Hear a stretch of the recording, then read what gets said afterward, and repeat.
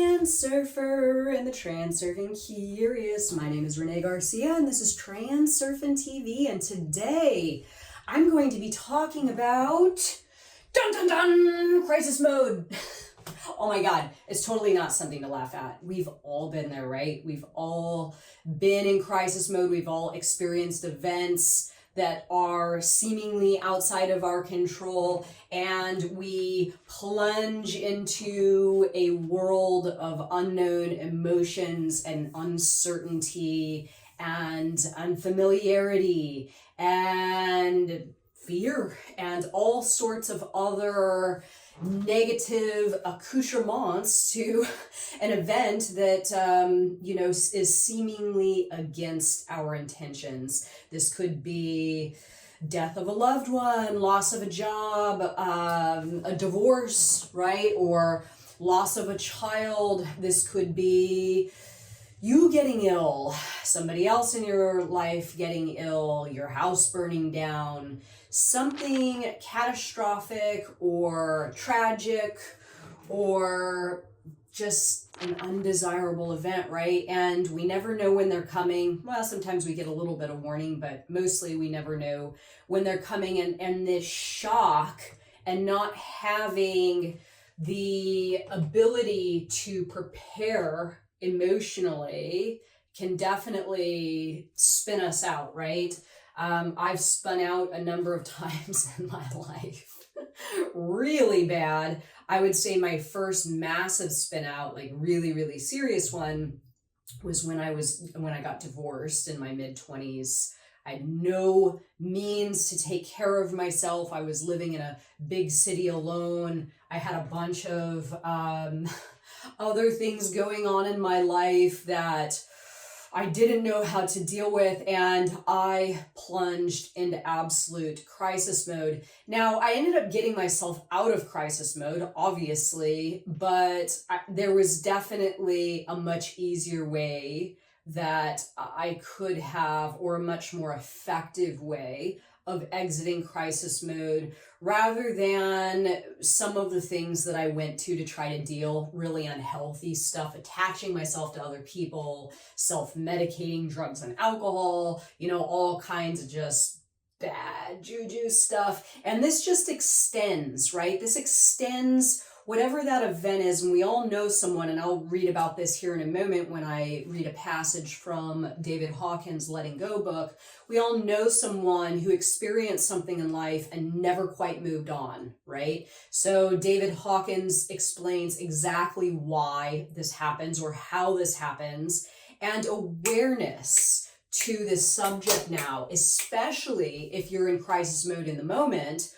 Awareness to all of this information right now is going to help you to really understand what's going on and get to the root there of what's actually causing the problems, because it's not the actual event, right? It's our response to the event. That's what traumatizes us. That's what stresses us out.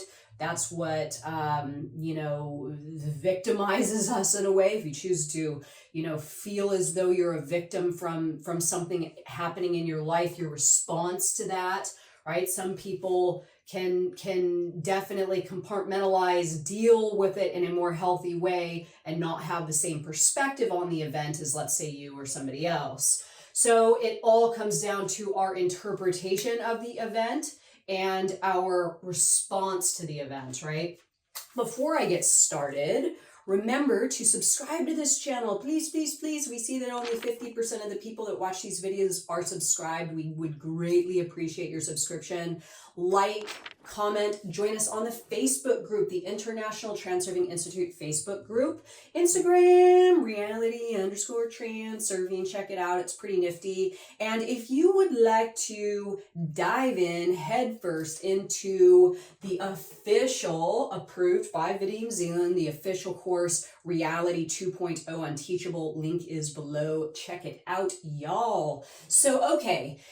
I am going to read this brief part of this book. Now, I know I referenced this book a lot, and the reason that I reference this book a lot is this is kind of like emotional transurfing, right?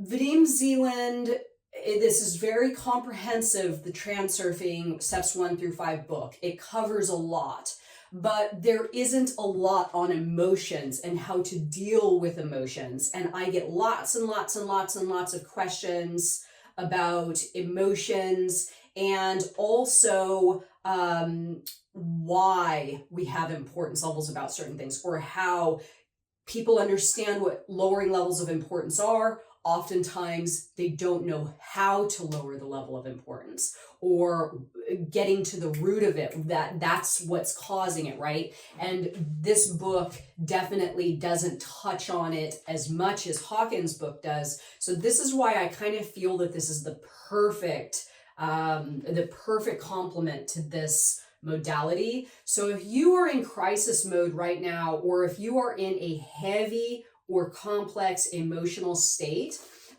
or overwhelmed by negative emotions, I would definitely get this book and read it thoroughly. It is an absolute game changer.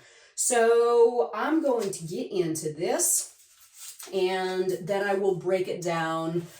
This is me not going through crisis mode in a healthy manner, and then this is me going through crisis mode in a healthy manner. Now, of course, not all of us are in crisis mode, but you could definitely take note of this stuff, so the next time something happens, you've already got, you're already a step ahead. You already know exactly what to do. So, okay, let's get started. Handling a crisis from the emotional rather than the intellectual level will shorten its duration dramatically. In the case of someone who loses a job, handling it from the intellectual level will produce thousands of thoughts and hypothetical scenarios. The person suffers through many sleepless nights due to the racing thoughts about the situation as the mind reviews it over and over again. All of this is fruitless until the underlying emotion is surrendered, and I'll get to that in a moment. The thoughts will be engendered endlessly. We all know of people who have had emotional crisis many years ago and to this day have still not recovered. It has totally colored their life, and they have paid a big price for their lack of know-how in handling the underlying emotion. There are numerous benefits to handling a life crisis successfully. For one thing, the amount of suppressed or repressed emotion is now much less. The crisis has forced it up to be relinquished, and therefore the amount that is left in the reservoir is much less. There is a greater feeling of self-esteem and confidence because there is an awareness that one can survive and handle whatever life will bring.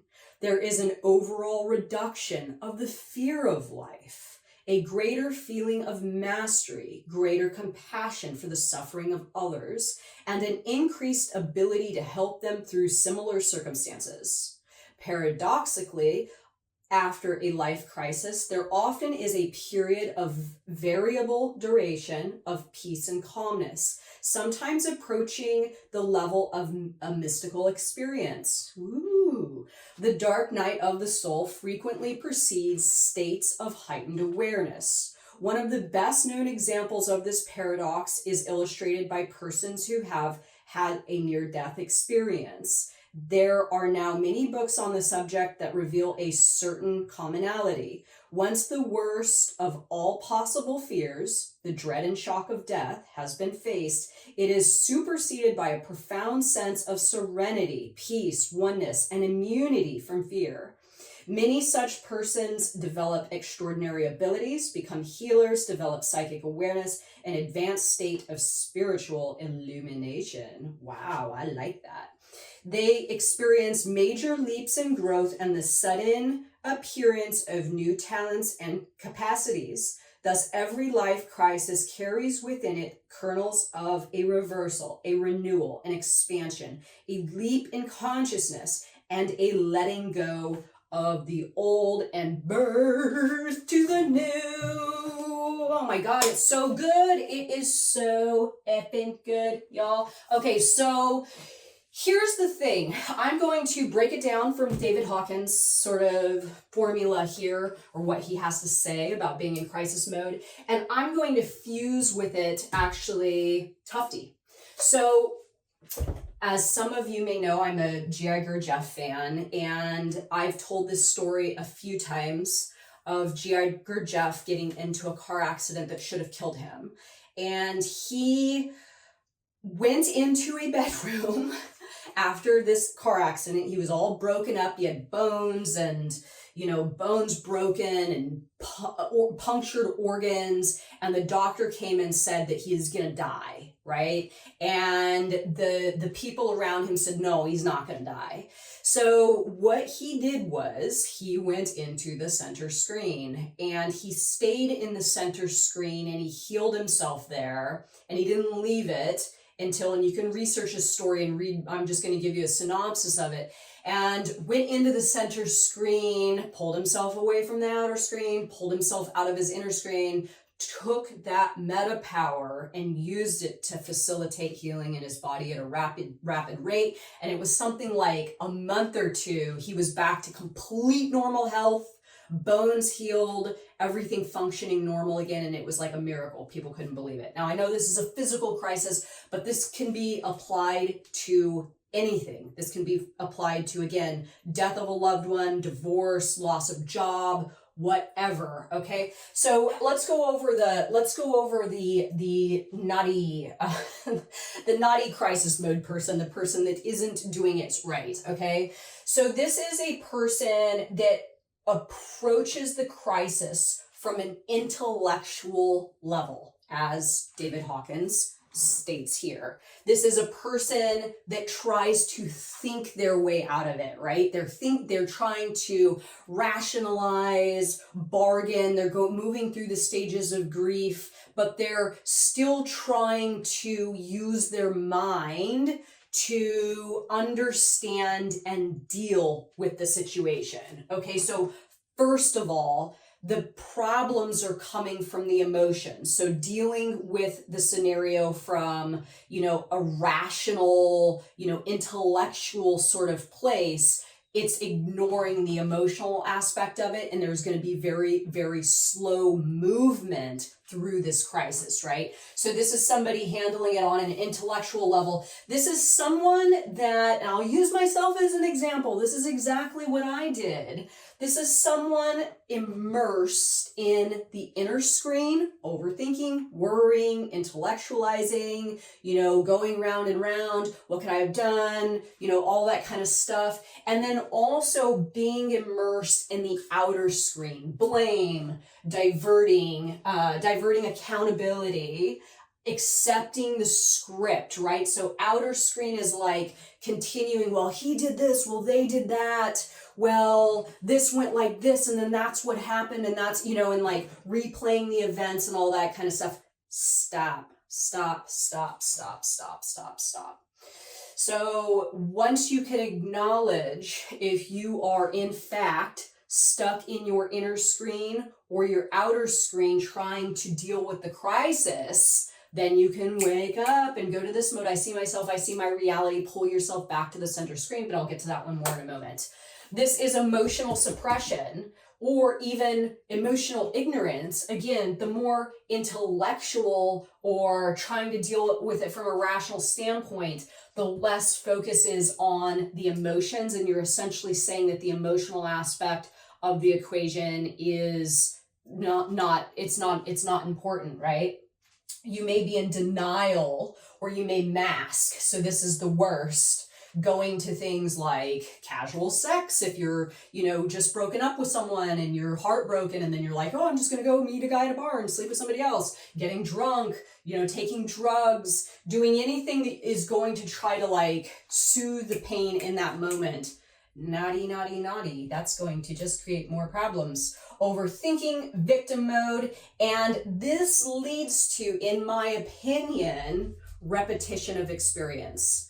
So until you actually can get to this place, which I'll discuss in a moment, you are going to essentially be on a script that just keeps running, because you are facilitating the exact same emotional stuff that you have not dealt with, that is going to essentially get you back into the same scenario. Now, this is maybe not the case if it was something like a death, right? Or something that you had no control over. But what will happen is all of the emotional suppression and overthinking and outer screen stuff and all that is going to put you into a place of fear. And as we know, as transurfers, whatever state of being you're holding, you are going to attract that information and those events and other people that are going to facilitate more of that coming back from your mirror, right? So it's about getting right with yourself so you can correct your mirror quickly and not just keep living in a perpetual state of experiencing something that you do not want to experience. So I see my reality. Gurdjieff center screen mode he went into when he almost was killed in a car accident. I'm going to talk about, well, if you want to know, if you've experienced some sort of crisis that has to do with the body or illness for yourself, or you yourself have experienced some sort of, loss of something with your physical being, then go and look at my video, healing. I'll put the link below, and it'll talk more about the physical healing and getting out of a physical crisis, right? For this one, I'm going to talk about, let's say, I'll use my example as my divorce, right? So now I did not do this, but had I woken up when this crisis occurred, I see my reality and pull myself back to my center screen, I could have definitely started to break down and dissect exactly what was going on. So I didn't go into this mode, primarily go into victim mode and create more of the same problems in my reality. One of the best ways to do this, the basis of this book and the basis of Reality Transurfing, letting go and dropping importance, is starting to strip back the layers of why. And David Hawkins in this book, I didn't know this, but I just came across a section where he's essentially telling us to do the same thing, just in different words. But for those of you that have not watched my video on asking yourself why, this is a practice where you first acknowledge an emotion, right? You acknowledge an emotion, and the intention is that you are going to get to the root of where that emotion is coming from by asking yourself why. Okay, so let's say in my made up scenario of my divorce, if I had stripping away the importance layers by asking myself why. Okay, so I'm hurt, I'm devastated, I'm lost. Okay, why are you hurt, devastated, and lost, Renee? Because I feel alone, because I feel abandoned, because I feel scared. Okay, why do you feel alone, abandoned, and scared?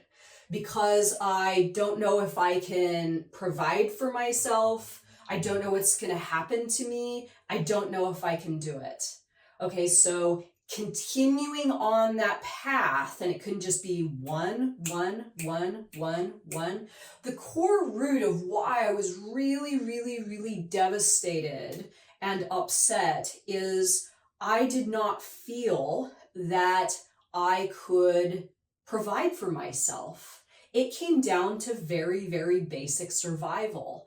And that very basic survival, that importance of, rather than taking action and figuring out what I could do in those moments before the divorce, doing what I could do to ensure survival on my own, I placed a lot of importance on the marriage, build it up with a lot of excess potential, and created, balancing forces that really came in and just wrecked the entire thing. It was actually a very horrible, devastating situation.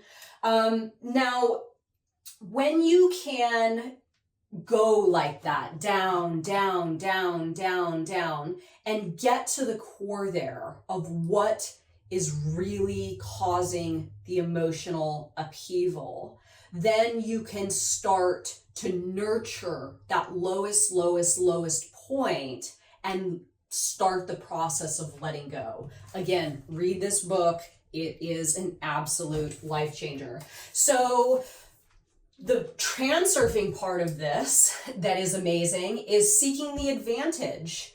Now, God, if I could have gone back and realized that the man I was married to was an absolute piece of shit. He was abusive. He didn't care for me. He didn't love me. He treated me like crap. My world was taking care of me. My world got him out of my life, and that was absolutely the advantage. So instead of me feeling sorry for myself, being scared, not knowing what I was going to do, this was my world taking care of me. This was my world opening up some different doors, a different sector of reality where I could connect with everything that I needed to in order to satiate and nourish that part that was really hurting, that fear that I wasn't going to be able to provide for myself. And that's exactly what I did.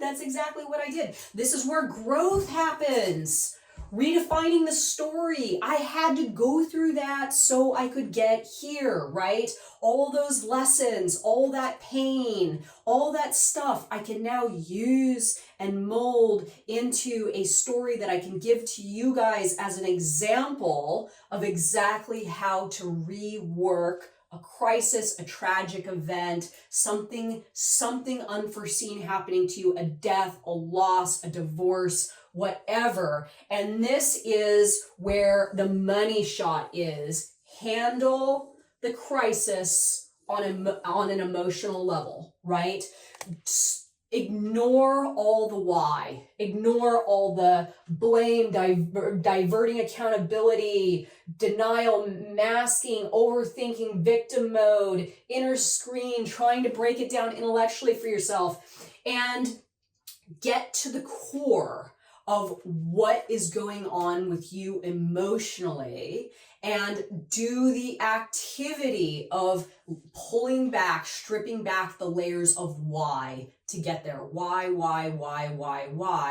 And once you get there, accept and feel, and without judgment and really without trying to do anything with that bottom emotion, accept it and feel it and let it go. And then start the process of coming back up out of that without you bringing that into your reality, where again, your mirror is going to shoot back at you all the same stuff unless you get to that core. I hope that I explained this well.